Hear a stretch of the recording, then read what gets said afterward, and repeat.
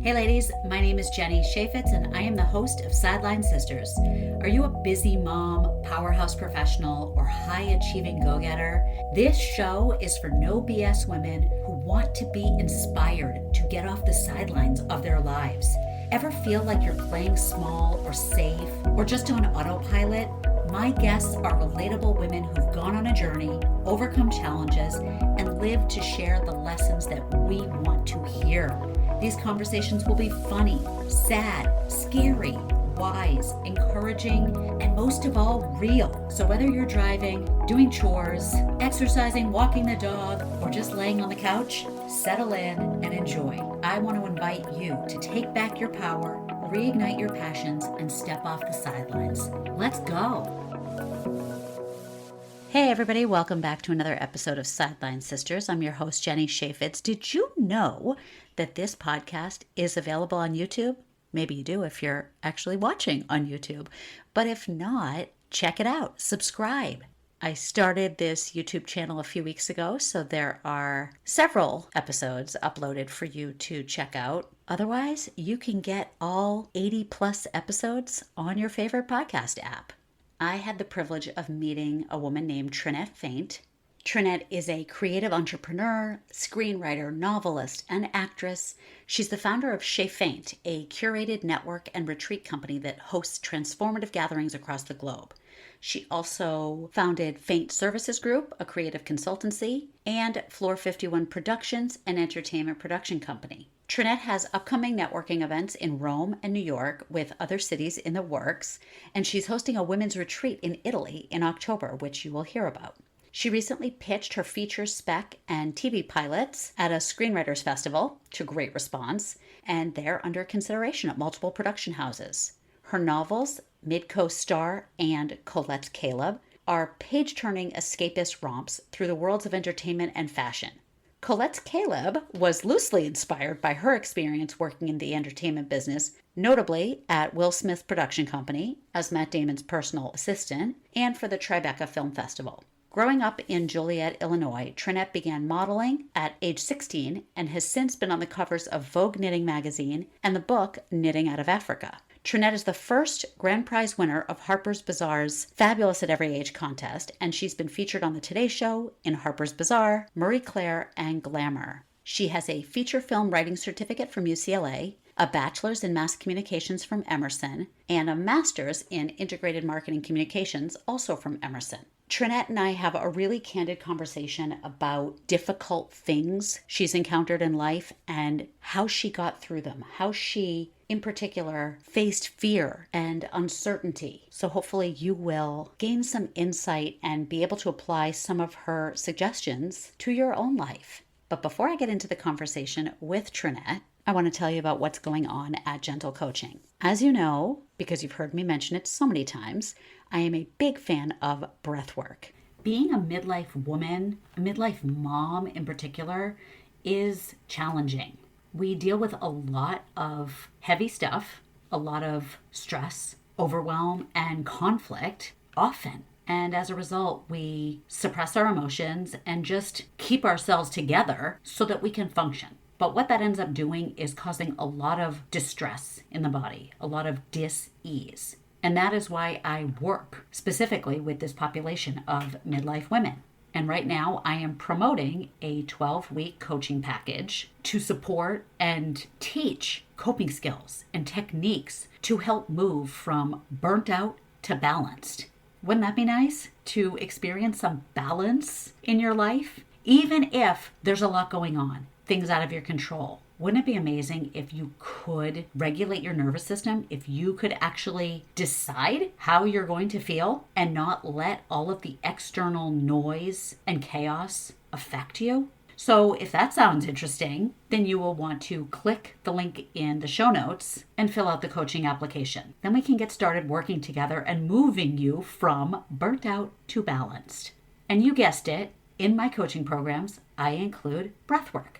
Now, if you are new to my world and you have not experienced breathwork yet, then I also want to direct you to the link for a free breathwork session.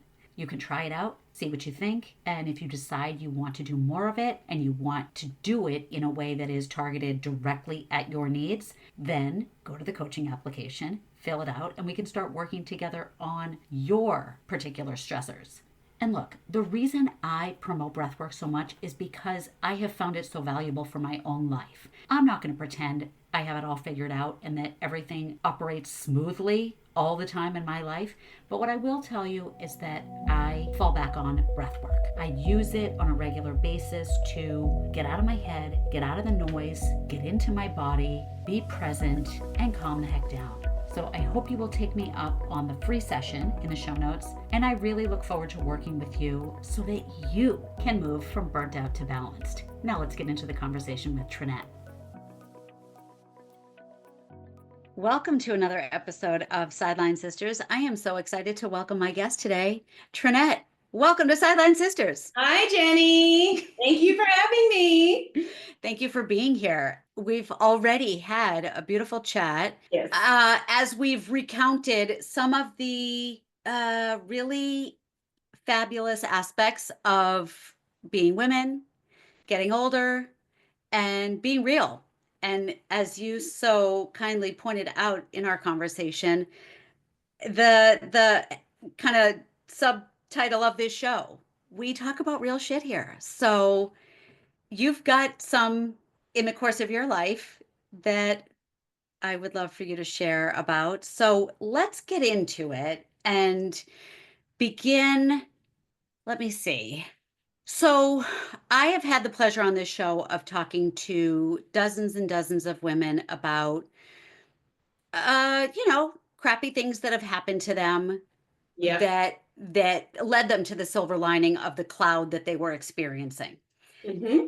And I'm going to give a shout out to two particular guests that the audience, make a note of this and go back and listen to my conversation with Stacey Page and also Stephanie Ann. Those are two women who bravely shared stories of like crippling physical pain and anxiety and sadness and overwhelm that had them lying on the floor in despair, unable to see the light, the possibility. And Yeah. while that might not be your exact experience, you did go through some heavy times in order to learn life's lessons. So tell us what that means to you, that going through the hard times to get the lessons or the light.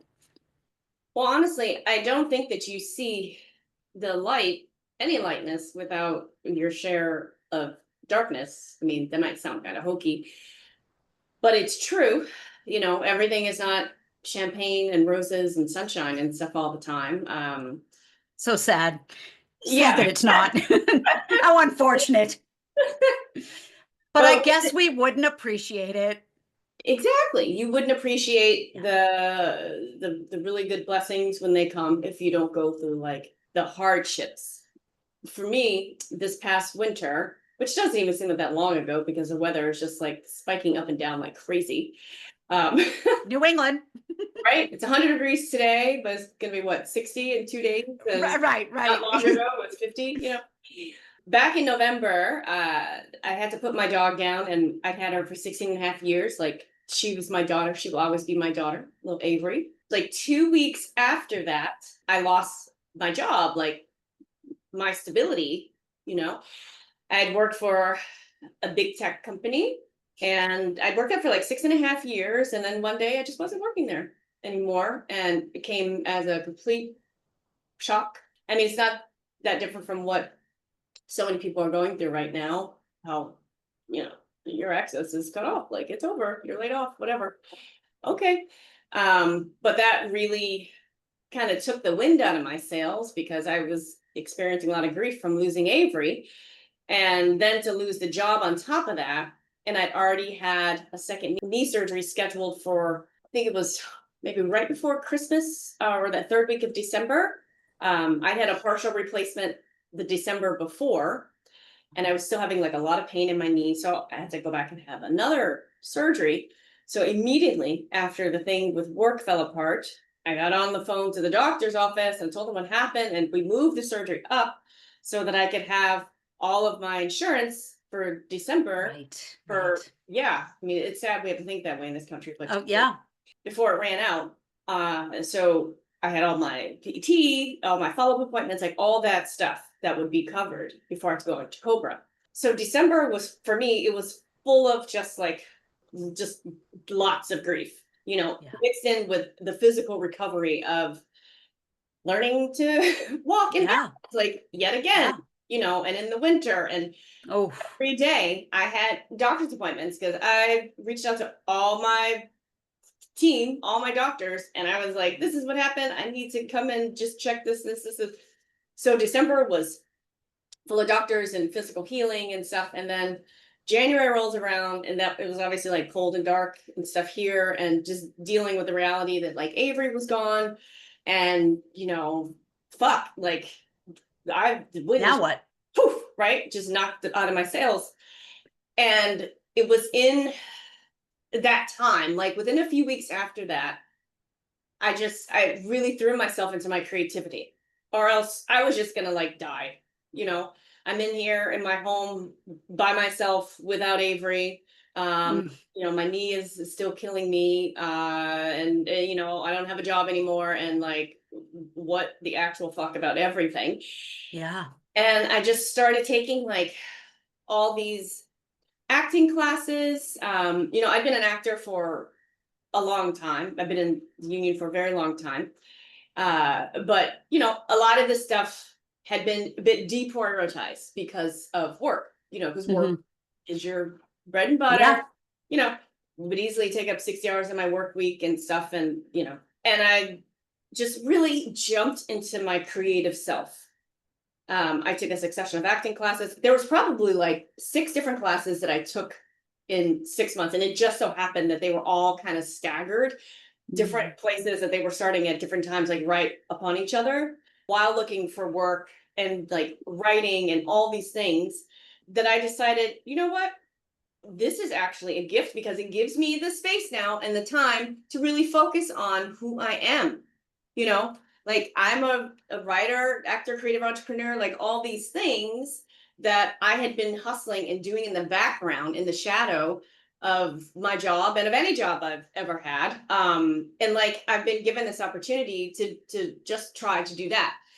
So I just like jumped in. I see you want to start. What? I know. I'm sorry to interrupt you. I have to ask though, can we first just take a pause for all the shit that you went through? Like that's a lot. And I think there's something normalized in the world today of just having a pile of shit in your life Yeah. and that being normal Yeah. and kind of a suck it up buttercup attitude. When a recent episode of this show, someone said, first this, then that. And it's like any one of those. It was Karen Grossman who talked about grief. And she said, first the grandmother died, then the dog, then her mother. Or it was something, those 3 happened in like I forget, I should remember, it was not that long ago, but let's say, 6 months or something. Yeah. And 6 weeks, 6 months, something. And it was like, Jesus Christ, any one of those is a lot. And just like you're saying, the death of a dog, anyone listening who has a pet knows the enormity of that.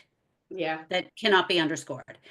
That job loss, major surgery that requires like you said, the physical therapy, the retraining of your body, just the follow-up work. And so combine them all to that shitstorm. Let's take a moment to respect that. Thank But you. I'm curious, with all the different swirling emotions those things bring, was your immediate response, oh, thank God, now I can dive back into the creativity? Or what other emotions were intertwined? Yes, it was somewhat of that once I kind of started to come out of the fog. January was really tough. I could not sleep for a long time because I'd been so used to sleeping with Avery, or I should say, yes, I slept with her because she took up the whole bed. Oh, it was her bed. Yes, you got to join her. Yep. Yeah. Whenever she felt like moving over, I could get in. And so just going to bed was painful. Right. And I was so Like just physically that's what I'm talking tired. about. Like these little things that are so just fundamental to day-to-day living Yeah. that when they're not there, whether it's picking up the phone and calling the parent that's now deceased, you don't do that anymore. There's no one to Right. call. There's no dog to take out. There's no bowl that you need to fill on the floor. It's like, holy shit, these are things you've been doing day in and day out multiple times a day for 16 years. Yeah. And then suddenly not. Yeah. Right. So it's like the fog that you're talking about, And that's I didn't wash my real. sheets for a long time because, her hair was in them and the smell and all that stuff. And I would just lie there and just cry every night. Yes. Like, Yes. I don't want to get too emotional about it now, but like, No, and I'm sorry. I'm not trying to bring you it's fine. into it, It's fine. Because but I it's just like, for the listeners to understand, like, oh, could she just pivot into creativity and that solved the vacancies within her, or how were you able to move from the devastation of life into opportunity? well, every day I would tell Avery that I loved her and I missed her. And I would take a walk because I live near the Arboretum here in Boston. And even though when we moved here, her decline had started about a year and a half before. And once I started looking back, because I had so many feelings of guilt, because I was the one who had to make the decision. Yep. And I live alone and so there wasn't somebody else to bounce this off of. I didn't have anybody like really. I mean, I had my girlfriend to talk to, Sure. but if you know what I mean.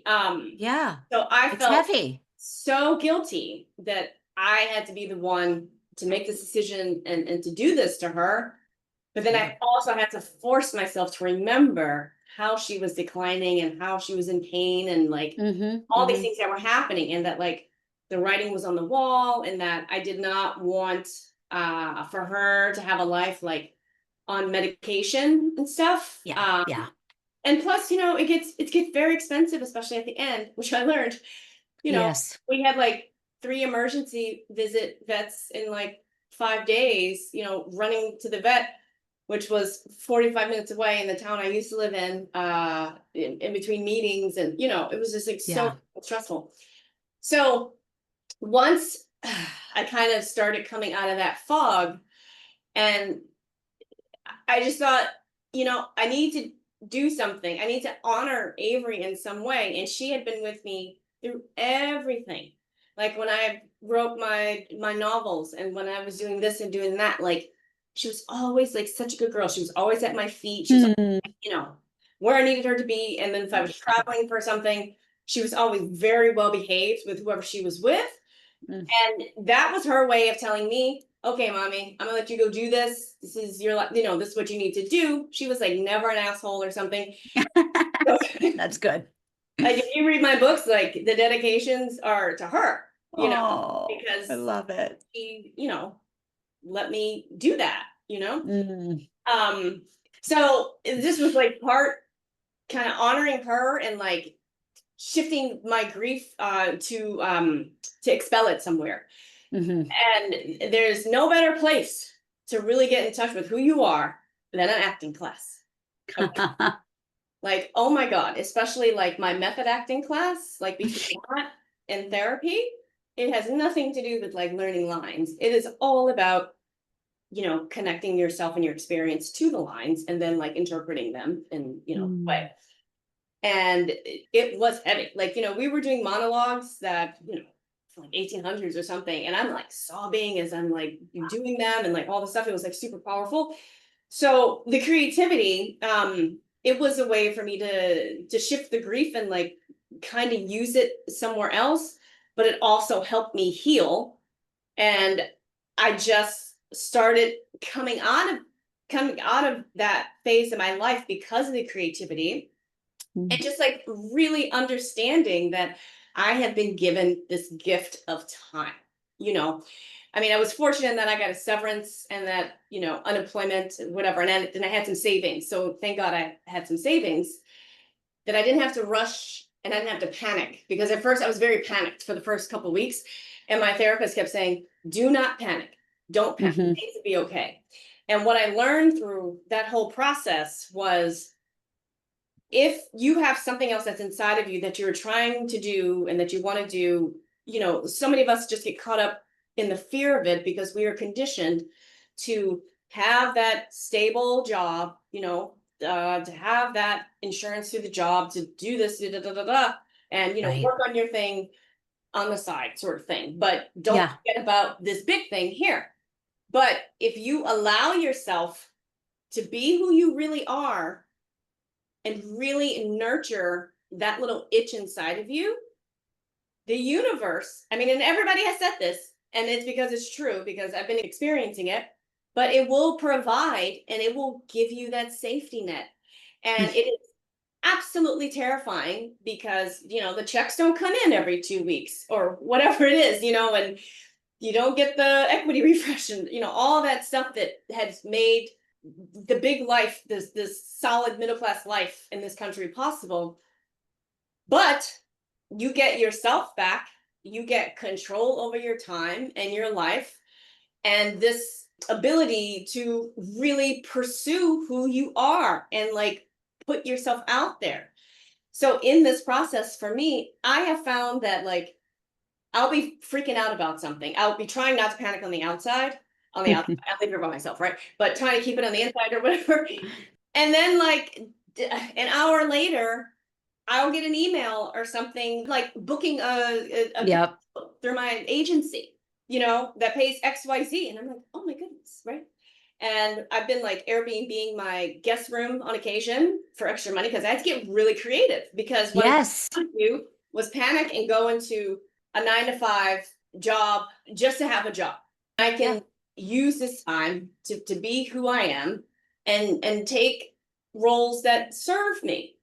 So I was able to find a job helping this ed tech company do events, like stuff like that. That's meaningful and that is on brand for me. Like that's the sort of stuff that losing a big job where you're not terribly Yep. happy anyway allows you to do the stuff Yes. that makes sense for you. Yeah. I think what you said, there was so much in that I have heard numerous times in the kinds of things I listen to, but I'm not sure everyone else hears the message because, you know, I listen to these really powerful woo-woo stories of resilience and self-belief, and they are so common if that's what you're listening to. Yeah. Which is so interesting. You know, I interviewed someone named Mignon Francois. I don't know if you've heard of her. She is Mhm. this phenomenal woman who went from poverty to cupcake empire with Wow. her last $5. And it was this sense of belief and greater purpose. And she definitely had a belief in higher power and a kind of a just a foundation of spirit Yeah.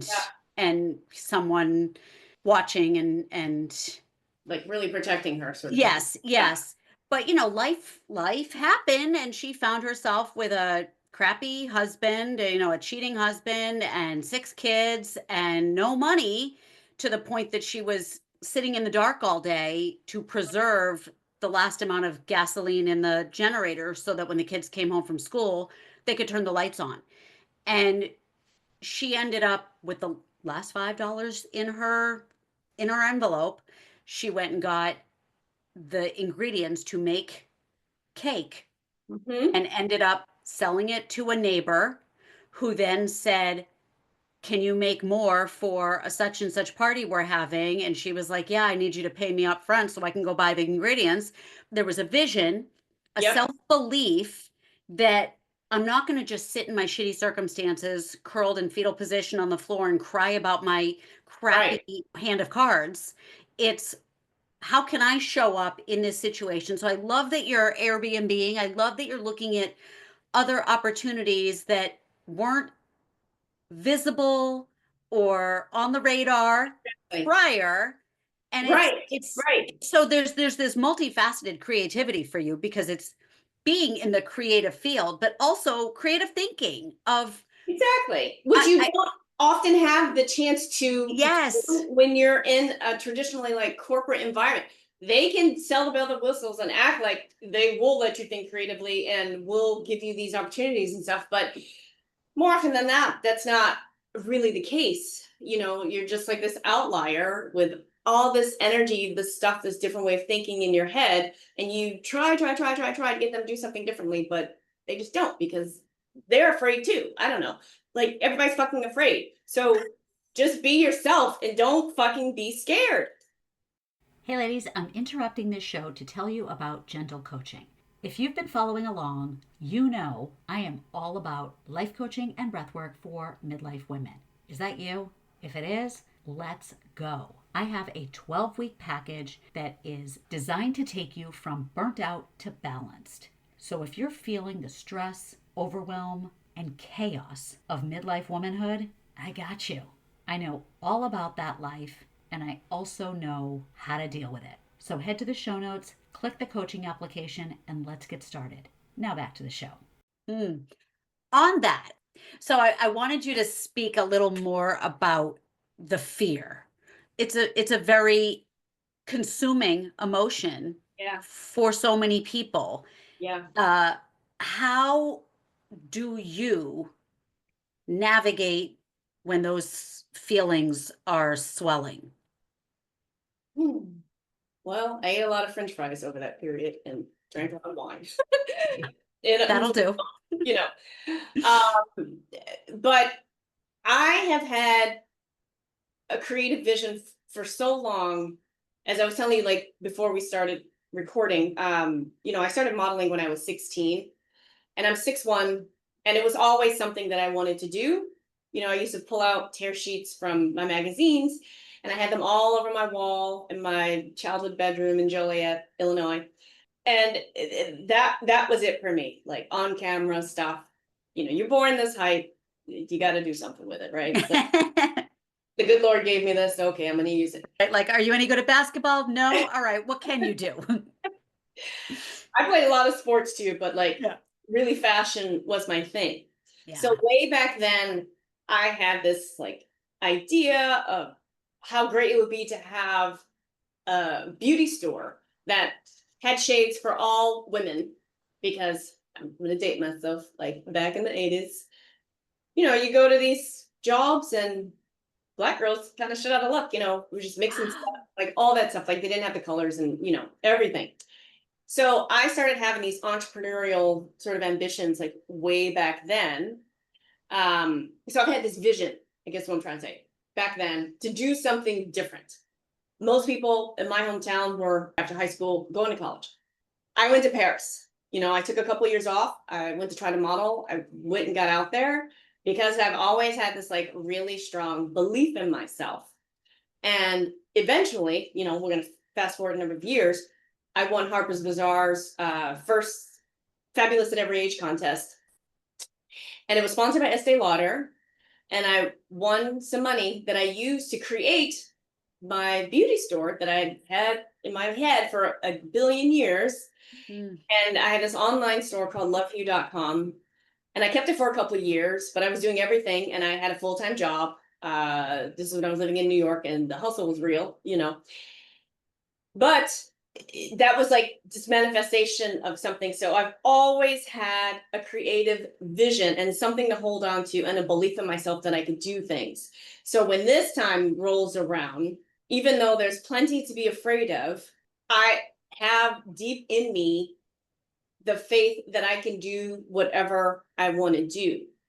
So if I get like freaked out about something, I just think about like how far I've come, and it's between like the support of my family and friends, and my parents and, me praying and asking for guidance, and recognizing opportunity and listening when something does happen or manifest, if you will, and just like really listening to my gut and going with that and just doing that. Like for me, that is the best way to get through fear, because if you could just like, we all sit in it for a minute, but let it pass, because it will pass. Something will happen that will confirm that you're on the right path. This has happened to me like so many times over these last 6 months.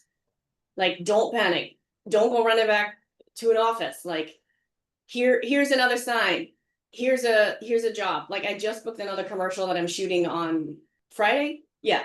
Like, these things happen. And just when I'm at my lowest, something like that'll happen. And I'm like, oh shit, yes, that is confirmation, Mm. I went to London in April and I pitched my screenplays at the London Screenwriters Festival. And I had this idea to go to London. I just had this strong feeling that that's where I needed to pitch my stories, because they mostly take place in Europe. So I was like, oh, I'll kind of bypass LA for this and just go straight there to the producers there. And the reception of my stories was so much better than I thought they were. And then the next day after the pitch fest, so I think I pitched 7 producers, I think it was, and they had tried to temper expectations and say, okay, just think of it as, you're developing a relationship with these people, and maybe they'll ask to read your stuff, but, not everybody's going to ask to read your material. Mm-hmm. Well, everybody asks to read mine. Wow. With the exception of one person who comes in at financing after somebody's attached, but I still met with him. But the response was like very great. And I was like, oh my goodness. Like, I was like actually overwhelmed at like how well it went. Yeah. So the next day I had been planning to just enjoy the rest of the festival, the panels, and, network with folks and stuff.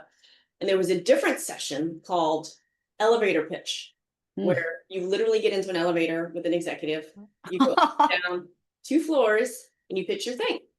And, because that's reality, that could happen. That's amazing that it's that to do it legit on site. Yeah. Love that. Well, I was so tired from pitching the day before, and I was actually quite afraid to get into this elevator and do it with someone, because I was like, oh, I did all my pitching yesterday. I just kind of want to relax. And this actually kind of freaks me out a bit, like doing this, one more time. And then I told myself, you know what? Because I'm scared, I should do it. This is why I came here. Let me, buckle up my pants and get in that damn elevator and do it. So I prepared for, about an hour or whatever, practiced it again. And I decided which story to go, because I only have 45 seconds. That's what was terrifying to me, because before we have 5 minutes with each person, which is not a lot of time, but I was pitching 3 stories. But this one, there was only like literally 45 seconds. Anyway, so I get in the elevator. I pitched my story, Collette's Caleb, which I have a novel called Collette's Caleb, so I'm adapting. We go up and down, and he's asking me a couple questions or whatever. And then when the elevator door opens, he says, this seems like my kind of story. Let's talk. And I like nearly fell out. I was like, oh my God, right? Because the person who had come out of the elevator that was ahead of me, he didn't say that to her. She just said something like, oh, to her friend, oh yeah, he was nice, but I don't know like what company he was from, and blah, blah, blah, blah. Yeah. So I knew he wasn't just like saying that. Like, of course he's not just saying that, because executives don't just say that. Yeah, no, this is business. This is real. Yeah. So, but he said that, and he gave me his card. He's like, we should talk. And I was like, okay. So I had to get out of the elevator. My 45 seconds was up. And I just like went outside, and I called my best friend here. And I just like started crying. I was just like so overwhelmed. I was like, oh my God, like I can't even believe that. So that was such validation for me. Wow. And I would not have had that opportunity if I hadn't lost my job. No doubt. You know what I mean? When I learned of the festival, it was just like this amazing timing. I was well on my way out of the darkness, I guess, of winter when this thing was happening in April. I bought a flight in fairly short order, because it was happening like within 3 weeks or something. And amazingly, like the fare wasn't absurd. And my friend was there in London, so I could stay with her for free. Like the whole thing, like all this kind of aligned. So when I go and I have this experience, it just reminded me to stay the course. And it reminded me that yes, you can write, like, yes, you can write novels. Yes, you can do essays. Yes, you can do screenplays. And look at this. Somebody is interested in it. And my screenplays, my 2 TV pilots had already placed as semifinalists in this TV writing contest. So I was able to take that with me and you know, and talk about that. So I think the point I was trying to make is like, fear is very powerful, but if you choose to stay scared, you will never do anything or never understand your potential, or never live up to it. And it passes. You know, you just have to trust that things will come in and support you in ways that you need. And you know, I mean, I don't have a deal yet, but he's reading my stuff, and that's more than I could have asked for. And you know, I'm very confident that something will pop on the screen, you know, that this will happen and stuff. So I just have to like remember, do not be afraid, because something will happen to remind you that you're on the right course. Do not panic. Do not do this, that. Just do you. Don't do the scare. Just do you. Yeah. Yeah. Very powerful words. You know, you got to sit with that and really hear it and believe it. Yeah. Yeah. Because there's crap coming at us all day, every day to All day. like push us off the balance beam. Yep. And it's like, just, you know, you can wobble a little, but just stay on it, one foot in front of the other. Mm-hmm. And do what you need to do to stay there. And you know, a lot of my fear now is financially based, because I don't have the stability. You know, I book my jobs through my talent agency and stuff, and that's all well and good. But you know, those paychecks don't come in 2 weeks. They come in 60 days. Yeah. You know, Yeah. sometimes 90, like whatever it is. But they still come, you know. But things will work out. Things will be fine. Like, you just have to get creative. So if something like shitty happens to you, like the lady with the cupcakes, you just get creative, and things will happen to make it okay. And you know, we're so used to thinking like, oh my god, you have to make so much money to like really be successful. Everybody should define their own level of success. You know, Indeed. I've made far less money this year than I was the last, you know, 6.5, because shit's not stable yet. Right. But how good was that quality of life? Yeah. Exactly. And I feel way more successful now because I'm giving the space and the breath and the life of the things that I want to be giving, and like living out my dreams. Like the first, let's say 5 months of this year were like laying the foundation after all that grief and loss and physical stuff.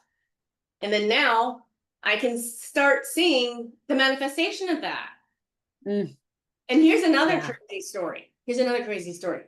So I went to South by Southwest, which the locals call South by, which I did not know until I got there. I kept saying, oh yeah, South by Southwest. They're like, oh, and they're like, you're not cool. Yeah. Get it right. So something, again, had told me that was the event that I needed to go to get myself out there. Yep. So I go to this thing, I buy a pass. I don't have any money, but whatever. It's credit cards for. So I bought a pass. I get down there. It was like the Lord wanted me there because I found a hotel room this was within like 2 weeks or something, and it was not $1,000 a night, you know. But I got a place like walking distance that was affordable for me. Nice. And on the first night, I went to the film and TV happy hour. And I wasn't going to go because it was like super hot and I was like all sticky and like grimy and stuff. I was just going to like chill in my hotel and then like really kick off the next day with networking and stuff. Well, I'm at this happy hour. I'm standing at the bar with my little drink token to get my little Pinot Grigio. I am there for less than 5 minutes. This man walks up to me and he says, "Are you an actress?" And I said, "Yes." And he looks at me and he goes, "Oh my God." He goes, he names of this character's name. I'm like, "Sorry." And I said, "Is this a line or something? Like, what's going on here?" And he goes on to explain that he is a producer. His wife is currently writing a series. And the protagonist had this best friend, this woman who was a Black woman. It takes place in like the 1850s or something in Texas. And the lady was reportedly like very tall. And he had not found a very tall Black actor. And he was about to start looking at, university basketball teams and stuff. And he's like, oh, well, the problem is like, they're not actors. Right. And he's like, this is exactly like why I came to this event, to find someone. And I said, this is exactly why I came to this, to be found. You know? Oh my gosh.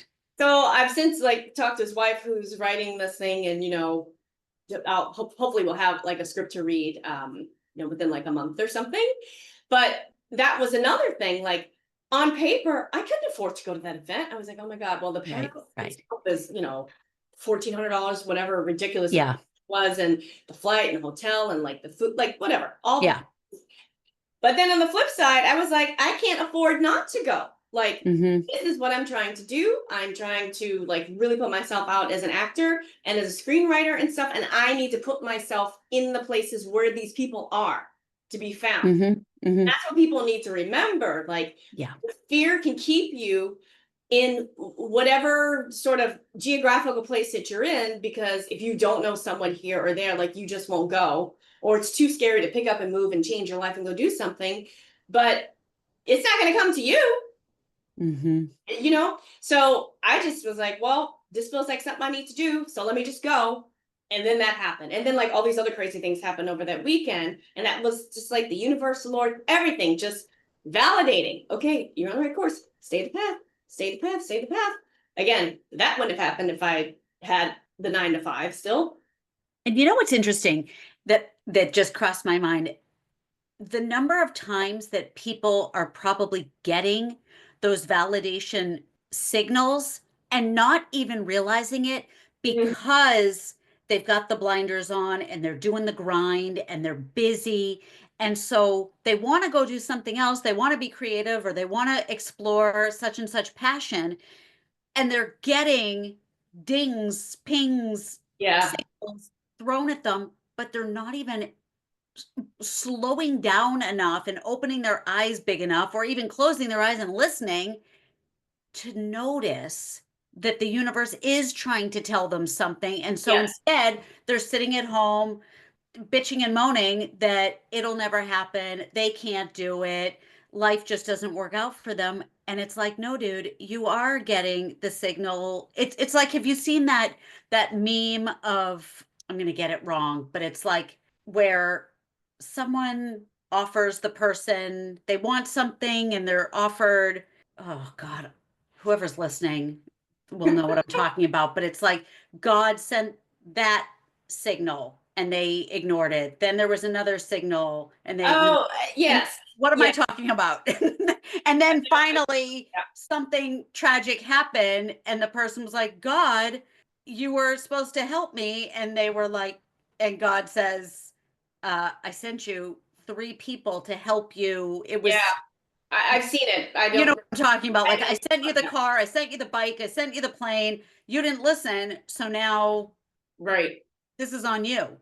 The answers might not come in the form, the pretty package with the bow, the way you want it. Never do. But instead of that package coming in the mail, maybe you got a note left on your doorstep. It's something arrived. You just were looking for that one specific design, so you weren't even open to the other opportunities. Pardon the interruption, but I have to tell you about my absolute favorite place on planet Earth. It's called Canyon Ranch. Have you ever heard of it? It is a wellness resort, and there are several locations in the United States. I have been to the one in the Berkshires of Massachusetts, and I'm telling you about it so that you can enjoy 10% off this spectacular place. Everything from the food, the staff, the facilities, the workshops, the exercise classes, the overall vibe, it's first class. So I hope you will check it out. You can book online or over the phone using code SIDELINE to save 10%. And now let's get back to the show. Exactly. And that's part of getting out of your head and observing, listening, being open to things coming at you at these different ways and stuff. So between like doing that and like the London Pitch Festival, and now I'm about to go to Italy. I've had this plan for like a while, and to the south of France, I'm doing a couple week immersion film class, because I also in this time I started taking French classes, because I used to be a little conversational. I'd taken French in college and I had the opportunity to live in Paris like long ago. But you know, you don't use it, you lose it sort of thing. Yep. Yep. So I started up French classes again, and I decided to do this immersion course in the south of France. And since I decided to do that, I launched this business called Chez Faint, where I bring together entrepreneurs and creatives, you know, for networking over dinners and retreats and all these things. And that idea was just born out of the fact of like me hearing so many people like basically like complaining about traditional networking online and stuff, not naming any companies and stuff, but like, you know, all that stuff, which is not working for people anymore. And I just thought, it just like hit me like a light bulb. I was like, oh my goodness, like I know so many people from different facets of my life. Like, why don't I try to bring people together? And since I had that idea and formed the company, it's just like hit like wildfire. You know, doing an event in New York. I just did one here. I'm partnering with a film producer person in New York, friend of mine, in August. And my friend in Rome, who I've known for 30 years, she has her own travel tour company. So we're collaborating on a dinner there, and we have a good amount of people that are coming for a Chez Faint there. It's a verb now, as you know. Yes. And we're hosting a retreat outside of Rome in October, a women's retreat that we've managed to get like these amazing speakers and like all this stuff. And it's all just been like, it just felt so natural. Like, yes, this makes sense. This makes sense. Let's go with this. And it all feeds into like all the other stuff that I'm doing, like bringing together creative people, you know, the writers, directors, producers, like all these sorts of folks. It all plays into each other. It all plays into each other. It's like have you read Shonda Rhimes' Year of Yes? Yeah, exactly. So it's just like, yes, that sounds great. Yes, I'll do that. Yes, sure. Bring it. Like sometimes I think that idea, the Year of Yes, sounds awful, but in some, you know, in some moments it's like, yeah, just say yes. Just stop hiding, stop being afraid, stop worrying about all the details. Yes, that sounds wonderful. And she's such a fantastic example. Like obviously she's a phenomenal writer and creator. Everything. Everything.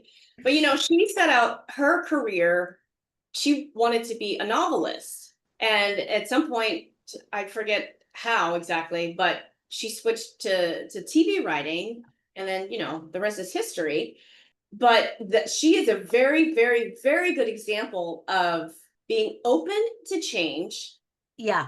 How sometimes what you're doing may not be quite it, but if you just pivot, you just shift this way, things can like really open up and pop off for you. Right. I mean, that's what I mean. Like, here's someone who's as successful as she was, but was living a really fear-based life and staying home and staying kind of protected or isolated, and recognized that that was a detriment and created this highway for herself to branch out. And she built her own lane. Yeah. And one thing I love about her work is, you know, when she wrote Olivia Pope, I could instantly relate, because when I wrote Colette's Caleb, first of all, I started writing that book. It's a book about a woman who is an assistant to a celebrity / fashion designer, and this love triangle she finds herself in between him and his co-star.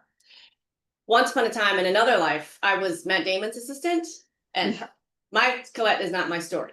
However, I was in that world, I was in that space, very A-list, you know, and I've had other kind of like big jobs at blue chip companies and stuff, and, you know, worked for the president, provost of Harvard at one time, all these things.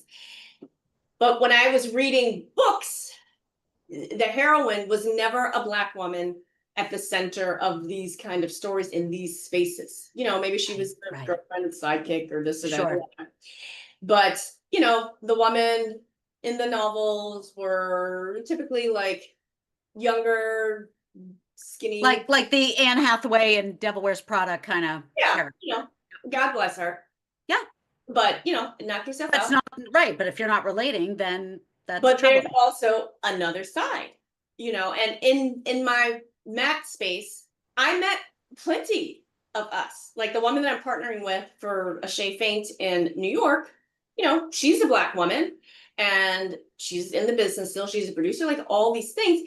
And I was like, where's a story with like a Black woman at the center of the story, like especially set abroad, whose backstory is not like rooted in trauma or heavy drama or something like that. And there's a place for every story. Like obviously, like trauma affects everybody, in all these different ways.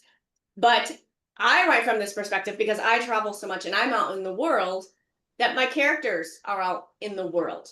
Like one of my screenplays, the other one, Perry Does Europe, it's about this woman who loses her job in tech and then she runs off on this adventure with her girlfriends in Europe.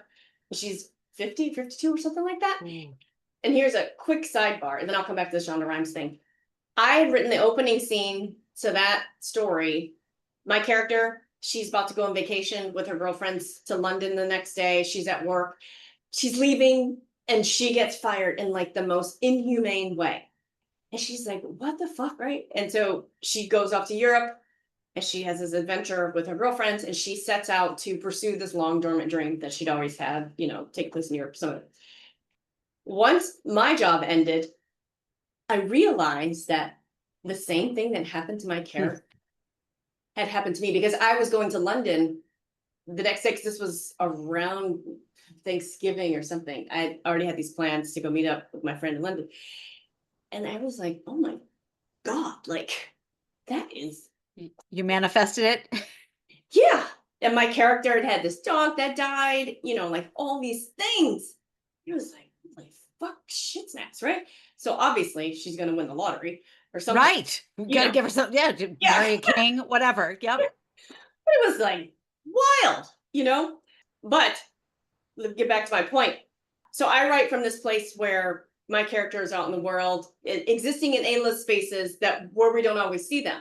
So when Shonda Rhimes came out with Scandal, I was just like in love with Olivia Pope and like just took a breath of fresh air, because finally here's this character that is existing in this rarefied high list, space. And she is got all the agency in the world. She's prosperous. She's thriving, like all these things.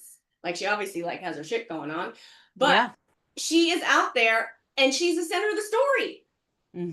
So it's just a huge inspiration for me. So Shonda Rhimes, if you're listening. I'd love to work with you. Yeah, Trinette would like to work with you. I'd like to interview you. Like we want a joint collab here, Shonda. Okay. Yeah. Okay, see, and we're talking about manifesting. So maybe sit down and write a little short story about that. Yes. I love it. Well, Trinette, it's really inspiring to hear you talk about all these different projects that are able to grow from what was a really tragic time in your life not that long ago. And that gives a lot of hope and possibility to the listeners. So thank you for that. Of course. Thank you. Yeah, I decided, my first 50 years or 53, whatever. And I was like, you know what? I want the next 50 to look like something else. I'm kind of done being that person in the office and living within this kind of box and hustling so much in the background. Like, no, my hustle is me. There you go. Anything else is going to be the background. Yeah. Can you please tell everybody how to follow you and get your books and see what's going on and keep track of all the developments? Sure. So my main website is my first and last name, TrinetteFaint.com. So I imagine it'd be written in the notes or something. Yes, it will. Instagram, Trinette.Faint, and my new company is Chez Faint, as in chez moi, Chez Faint. Yes. .com and stuff, and you can link to the books in either one of those. So yeah, and come to our retreat that we're having in October. It's gonna be epic, let me tell you. Yes. Oh my God, I can't wait. And I'm going to see the location when I get there next week. My friend's gonna take me to where we're going, and we have just been planning all these amazing excursions and stuff, and it's just going to be so much fun. And everybody is like exhausted in this world, and nobody has like any extra money and stuff. But the way I see it, you can't afford to like not treat yourself and do something like this, because Lord knows we could all drop dead tomorrow. So you can't take it with you.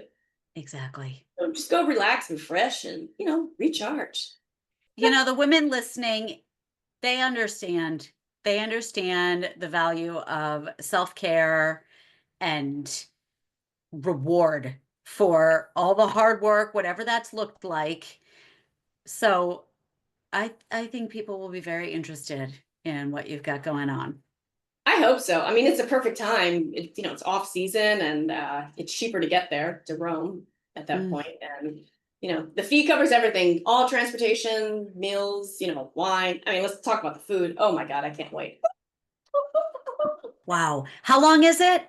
The retreat is October 15th through 19th. So what I'm advising people, because we're starting it like a Wednesday through Sunday, like a very long weekend, is to maybe fly in on, that Monday, kind of relax. Like if you want to go somewhere else in Europe, go do that, kind of decompress with the time change, and then head over to Rome and stuff like that. So yeah. So come on, come one, come all. Wow, that sounds amazing. So just make sure we'll link everything. Everybody check the show notes. That sounds fantastic. And Trinette, thank you. I want to invite you to raise a glass. Let's say cheers to creativity and plowing through the fear. Yes. And to Avery, who continues to inspire me. All right. To Avery and all the Averys out there. Got that right. Okay. Thank you so much, Jenny. This is great. Thank you, Trinette. I'm so grateful to you and wish you so much success. Thank you. Trinette's not just a pretty face, huh? She is hella relatable. I mean, if you have ever lost a pet, then you know what she went through and you get it. And it sucks. Now, let's get into Trinette's notes from the sidelines. Number 1, you can't see light without dark. It just is a fact. Number 2, tragedy can give us the space to focus on who we are now and what we want to do. Number 3, we're conditioned to choose stability, the straight and narrow. If you allow yourself to be who you really are and nurture the itch within, the universe will provide and give you that safety net. Sure, it's unpredictable, but you get your life back. Number 4, be yourself and don't be scared. But when fear comes in, as it inevitably will, draw from previous proof. If you stay stuck in fear, you'll never realize or live up to your potential. Number 5, put yourself in the places where the people you want to meet are so that you can be found. It's not just going to come to you. Remember that little story I was trying to recall in the conversation? I know you've all seen it. It's the drowning man who's refusing the offer of the truck to escape the flood, then the boat to escape the flood, then the helicopter to escape the now massive flood. And then he drowns and says to God upon meeting his maker, "Why didn't you save me?" And God says, "Are you kidding? I sent you the truck, the boat, the helicopter." So that message related to what Trinette was saying as far as the opportunities coming to you. They may not look exactly the way you envisioned or desired, but be open. Just be open. And finally, number 6, choose to put your priorities out front in your life, not in the background, because you can't afford not to take care of yourself. That was just so encouraging. So I hope you found value in Trinette's story, knowing that a midlife woman has undergone challenges we all understand, but still is grounded in her self-belief and inner knowing that she's on the path that feels right. So thank you, Trinette, for being here. And thank you to everyone who has been a guest on this show and who listens to this show. It exists because women are brave enough to come forward and speak openly about their lives. So I want to honor them, and also you, the listener, who is taking this time to hear the messages and hopefully shift a little bit from whatever stuck, resigned, hopeless feelings you might have into something more positive and possible. That's what I'm hoping to offer here on this show. So if you enjoyed this conversation, please share it so that we can grow this audience and grow this platform for the speakers who come here and share vulnerably.